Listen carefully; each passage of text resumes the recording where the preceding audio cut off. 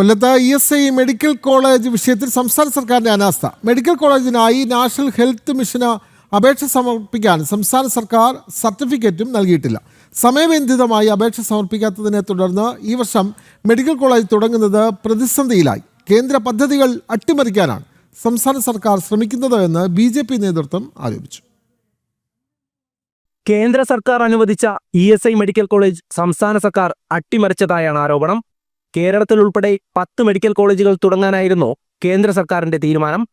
കൊല്ലം ആശ്രാമത്തെ ESI ആശുപത്രി medical കോളേജാക്കി മാറ്റുന്നതിന് കഴിഞ്ഞ മാസം 28-ാം തീയതിക്ക് മുൻപായി നാഷണൽ ഹെൽത്ത് മിഷന് അപേക്ഷ സമർപ്പിക്കണമായിരുന്നു. ഇതിനകം അപേക്ഷ സമർപ്പിക്കാത്തതിനാൽ 3-ാം തീയതി വരെ വീണ്ടും നീട്ടി നൽകി. എന്നാൽ കൂടുതൽ സമയം അനുവദിച്ചിട്ടും സംസ്ഥാന സർക്കാർ എസൻഷ്യാലിറ്റി സർട്ടിഫിക്കറ്റ് നൽകിയില്ല. ഇതുകാരണം മെഡിക്കൽ കോളേജിനായി അപേക്ഷ സമർപ്പിക്കാനായിട്ടില്ല.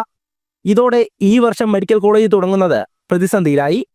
എയിംസ് വന്നില്ലെന്ന് വാതോരാതെ പറയുന്നവർ കേന്ദ്രം അനുവദിച്ച ESI മെഡിക്കൽ കോളേജ് തുടങ്ങുന്നതിൽ അട്ടിമറി നടത്തിയതായി BJP കൊല്ലം വെസ്റ്റ് ജില്ലാ പ്രസിഡന്റ് S. പ്രശാന്ത് പറഞ്ഞു. ഗുരുതരമായ അനാസ്ഥയാണ് നമ്മുടെ സംസ്ഥാന സർക്കാരിൻ്റെ ഭാഗത്തു നിന്നും സംസ്ഥാന ആരോഗ്യ വകുപ്പിൻ്റെ ഭാഗത്തു നിന്നും ഉണ്ടായിട്ടുള്ളത്. കൊല്ലത്തിന് കിട്ടേണ്ട ഒരു മെഡിക്കൽ കോളേജ് കേന്ദ്ര സർക്കാർ ഈ രാജ്യത്ത് 10 മെഡിക്കൽ കോളേജിൽ അനുവദിച്ചു. അതിൻ്റെ ഭാഗമായി Asramam ESI hospital medical college ആക്കുവാനുള്ള ഒരു അവസരമാണ് നഷ്ടപ്പെടുത്തിയത്. ഇനി വീണ്ടും ഒരു വർഷം കാത്തിരിക്കേണ്ട നിലയിലേക്ക് ഈ വിഷയത്തെ കൊണ്ടെത്തിച്ചു. സാധാരണക്കാരൻ്റെ കുട്ടികളടക്കം 50 കുട്ടികൾക്ക് ഈ വർഷം അഡ്മിഷൻ കിട്ടി മെഡിക്കൽ പ്രവേശനം സാധ്യമാകേണ്ട ഈ സമയത്ത് സംസ്ഥാന സർക്കാർ കൃത്യമായി ഇതിൻ്റെ ആവശ്യകതയെ സംബന്ധിച്ചുള്ള എസൻഷ്യൽ സർട്ടിഫിക്കറ്റ് ഇത് കൃത്യമായി കൊടുക്കാത്തതിൻ്റെ പേരിൽ നിരവധി അവസരങ്ങളുണ്ടായിരുന്നു. ഏതാണ്ട് ജനുവരി മാസം അവസാനിക്കേണ്ട കാലാവധി വീണ്ടും നീട്ടി കൊടുത്തിട്ട് പോലും കൊടുക്കുവാൻ അവർ തയ്യാറായില്ല. വിവിധ മേഖലയിലുള്ള തൊഴിലാളികളുടെ മക്കളടക്കം 50ഓളം വിദ്യാർത്ഥികൾക്ക് പഠിക്കുവാനുള്ള സൗകര്യമാണ്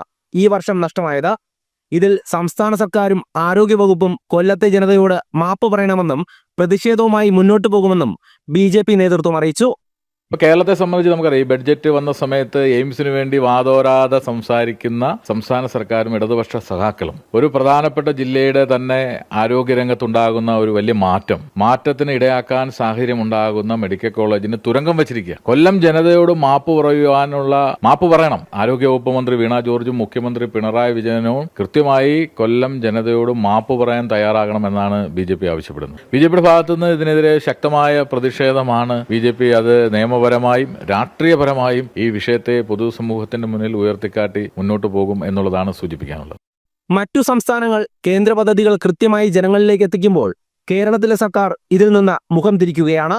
സംസ്ഥാന സർക്കാരിന്റെ അനാസ്ഥ കാരണം സാധാരണ ജനങ്ങൾ വഞ്ചിക്കപ്പെടുകയാണെന്നും BJP വ്യക്തമാക്കി. ജനം, കൊല്ലം.